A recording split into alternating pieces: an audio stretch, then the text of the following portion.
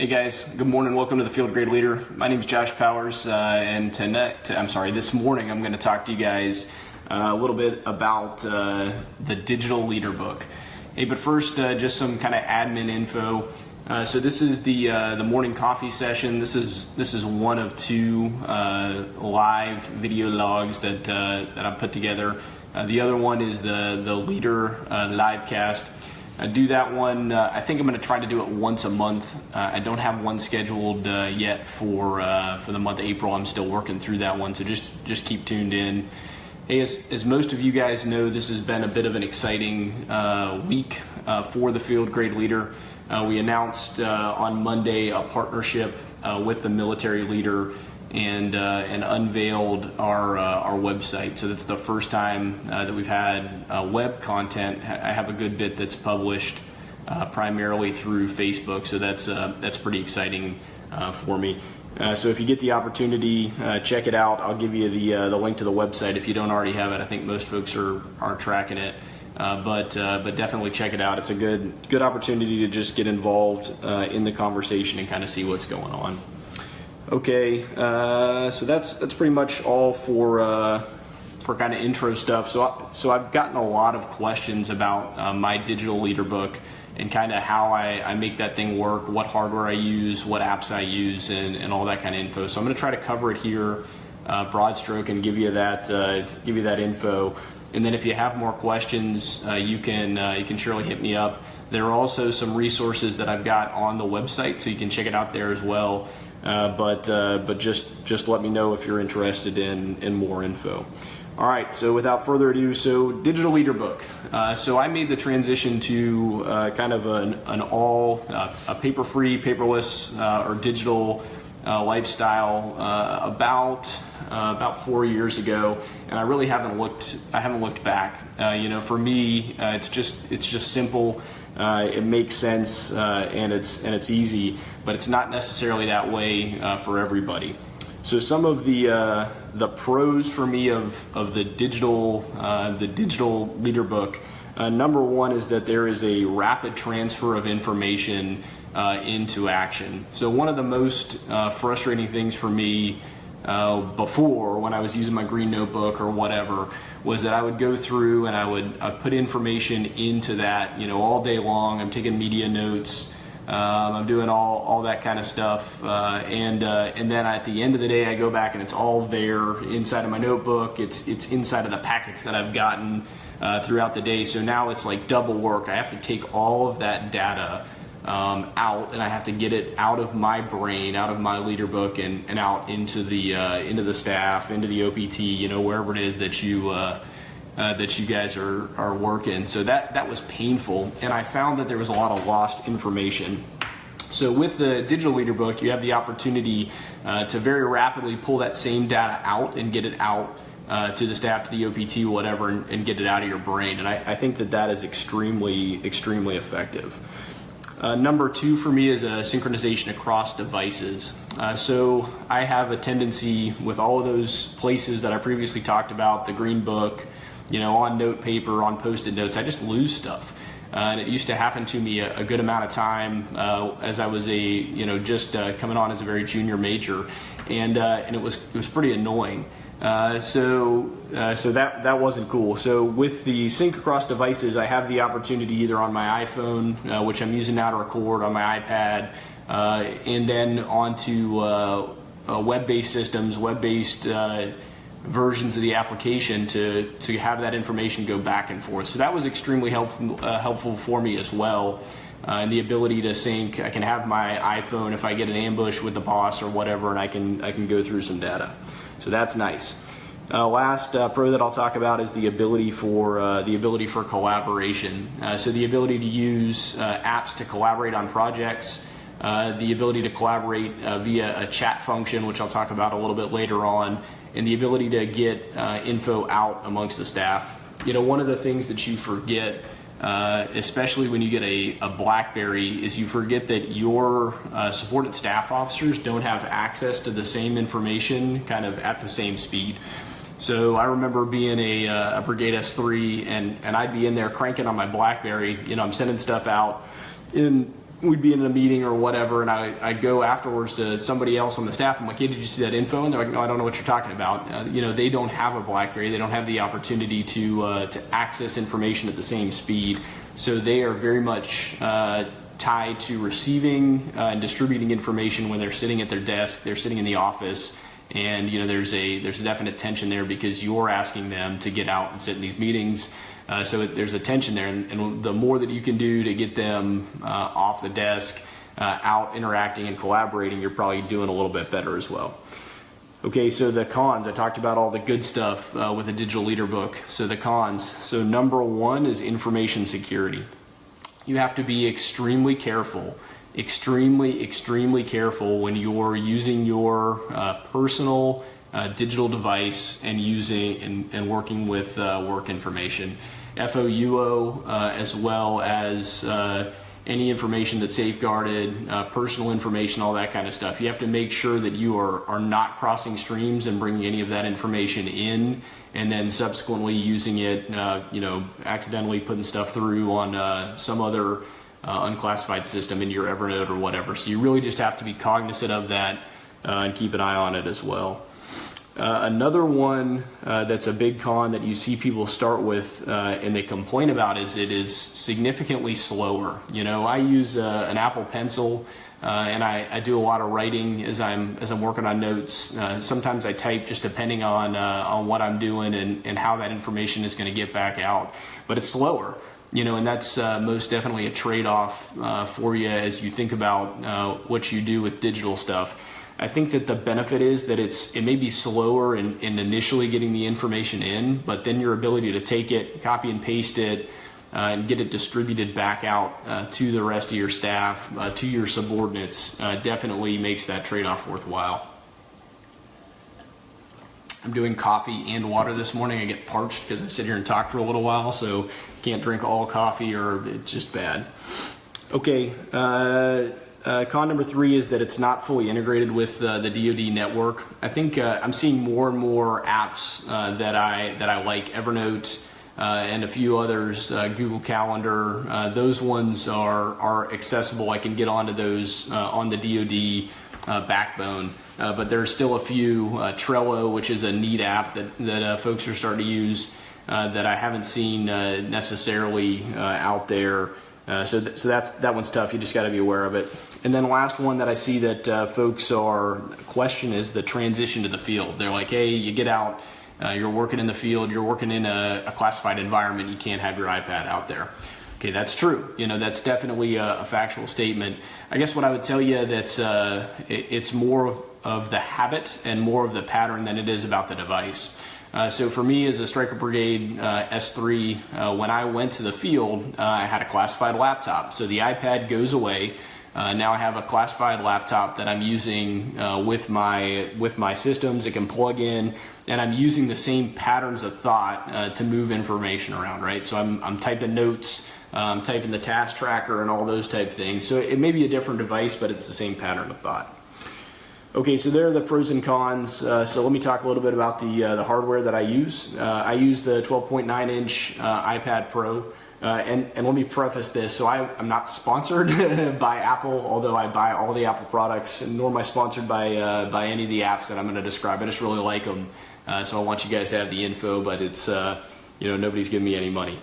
12.9-inch iPad Pro, great piece of kit. The Apple Pencil I use pretty significantly when I'm taking notes. That's how I kind of think is drawing, changing colors, and connecting the dots.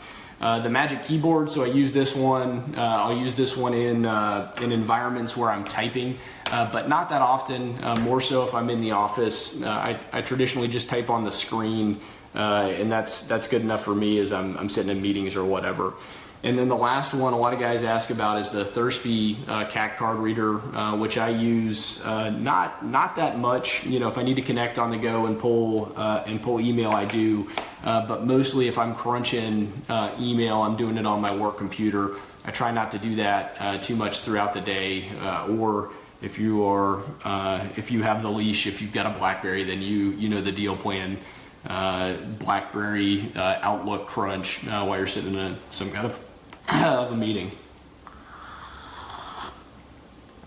Okay, so key apps. The key apps are kind of roundabout on how I get information and how I make it work. So I'll describe what I do. It probably won't necessarily work for you. It's probably not exactly right, but kind of test with it, check it out, tinker, and if you're interested in the apps, give them a try. So the first one is my backbone. The cloud that I use is OneDrive. I converted everything over to OneDrive from the iCloud, and it's been pretty effective thus far. And the main reason I did that is so I could bring Microsoft-based documents back and forth kind of easily with that suite, which I'll talk about a little bit later on. Okay, my go-to apps that I use are the Readdle apps. It's a suite of apps that are very effective for me. So my home base for documents is called Documents by Readdle, and I kind of use that to organize everything that I have inside of OneDrive. So I bring a document in, I save it into Documents, I get it into the right folder, and then from Documents I can open it in any other app that I'd like to use. For email, I use an email app that's called Spark. It's also by Readdle. It's inside of that same suite. And I use a Gmail backbone calendar. I've been using the Gmail calendar for years. That's the kind of the most effective for me, and it syncs well between all of my devices. So that's the backbone that I use. So I use Gmail for both my email client as well as my calendar itself. My calendar app is called Calendars 5, so that I confused myself even with that one. So it's a Gmail or Google backbone for both of those, email and for my calendar.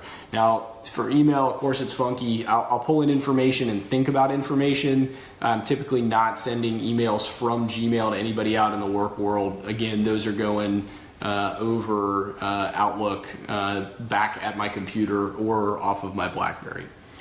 For tasks, for my personal tasks, I kind of keep track of those using my Apple reminders. I like that because of the Siri integration. I can use that on the way home, whatever, and I can quickly pull in tasks. However, for my task tracker that I use for my subordinate staff, I typically keep that in Evernote. So in Evernote, I have a running page in Evernote that I keep all the tasks kind of set in on, and that's how I keep track of those. I'll talk about that a little bit later on. The last one that I use that's successful for me is the Microsoft Suite. So I just started using that in the past year. Extremely effective as you go through. You can look at PowerPoint, you can edit PowerPoint, you can look at Word, and it's very, very useful as you work on the go. So those are my primary apps. Okay, so what I want to give you is a couple of life hacks on ways to be successful with the digital leader book. So the first one is the task tracker, and if you haven't seen it, I've written an article, kind of the how-to on how to make the task tracker go. You can check that out on my website. The task tracker, extremely necessary method to get information back out to the subordinate staff. Otherwise, you have folks that are out there, they don't quite know what you want them to do, and that's frustrating. So with the task tracker, again, I keep that in Evernote. As I'm going through meetings, I identify information that is, a due out for the staff or whatever. And then at the very end of the meeting, or as I'm transitioning meetings, I just very quickly copy and paste that over into my task tracker, into a specific section for a subordinate member or whatever for someone to accomplish. And then as I go through and I populate that each week, I would take that task tracker out and I would get that back out. So I'm verbally giving tasks to my subordinates. They're tracking what I want them to do and when I want them to do it. But then every week, at the end of the week, I push the task tracker back out with kind of a current status, so they can see what I expect of them, when the suspense is, and then we can walk through and collaborate a little bit more. Okay, life hack number 2 is chat function. So I've talked about this one a little bit. I've had some questions kind of come back and forth on chat. Inside of in the last staff that I worked on, we used a chat function. We used Google Hangouts, right? Completely civilian. You can access that off of most DoD systems. I was able to pull that through the NEC at my last duty station. I'm able to do it here at this current duty station. So we had several chat functions set up that we would collaborate on. So we had the brigade staff in its entirety.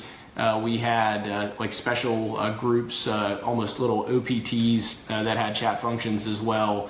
And then I had a couple other key groups that that we would chat with. So it was very impressive in a meeting. So you're sitting in there with the brigade commander, right? Their tasks going around, battalion commanders in there, whatever. And usually at the end of it, you've got to go back through and you have to have a subsequent meeting. And you're like, okay, did you hear the boss said this? That's to the S1. The boss said that. That's going to the S4. Whatever. And there's a discussion that occurs. We had Google Hangouts, so I'm on the Hangouts on my phone, on my iPad. Most everyone in the meeting on the staff is on the same thing. They're inside of their Hangouts. And so the boss says, hey, I need this done, whatever. The XO pops a note in Hangouts. He's like, hey, S2, you got it. Suspense is this. I need to see it first. And, too easy. Now you're collaborating in real time rather than waiting until afterwards, subsequent meeting, all that kind of stuff. The other one that was effective for me, so I would be at division or whatever, and I'd use almost like a reach back capability with my subordinates. So I'd be in a meeting, I'd have my chat function open, the G3 or whatever would ask me a question that I wasn't quite sure a date of an event or whatever. Hey sir, let me get back to you here in a couple. I could go back and ask for that info from my Deputy 3 or whatever, and they'd be able to get it to me really, really quickly. So that was extremely effective as well. Okay, last life hack that I'll give you is product review. Another one that was frustrating towards the beginning of KD time is it's like I'm always carrying around this stack of papers, and it's like I'm grading homework. It's like, man, I'm a teacher. I've got these op orders. This is terrible. Going back through and grading products and kind of giving feedback. So instead of having this, and then I'd lose them. That would be in the stack of papers that are just around. I wrote something on an op order, it disappears. So I would transfer, rather than doing it analog, I would ask my folks to send me those products digitally. I'd pull them into my iPad into a little homework folder, right? And I'd go in. I could either do it on the go. If I'm sitting somewhere before a meeting, I could go in and grade a couple of things. Or if I had to take it home, I could take it home very easily, work on it in various places. So that was extremely effective for me, working on kind of that homework concept, but being able to do it iteratively rather than looking for paperwork kind of all over the place. Okay, so those are just a couple of tips and tricks on the digital leader book from my perspective. Again, I've been using it for a couple of years now. Very, very effective for me. It's just easy. It works quickly, and I think where we are in the Army, it helps me with the patterns that I'm going to use in future environments. Like a lot of the things we do are on a digital backbone. The cons, the key negatives for takeaway, you just got to be really, really careful with information security, and you have to be careful to make sure you're not putting information into the wrong place and getting yourself into trouble or compromising the organization. Again, my name's Josh. This is the Field Grade Leader. Really would like to encourage you guys to check out the website. So what I talked about this morning is kind of what the Field Grade Leader is all about. It's sharing information, it's collaboration, it's the ability to talk and gain insight from folks like me who have done it and have probably messed a ton of things up. So if you haven't already, please check out the website. I'll shoot you the link again here in just a minute. That's pretty much all I've got, guys. Have a good morning. I'm going to wait a second here, and then I'm going to very awkwardly reach out and shut down the camera.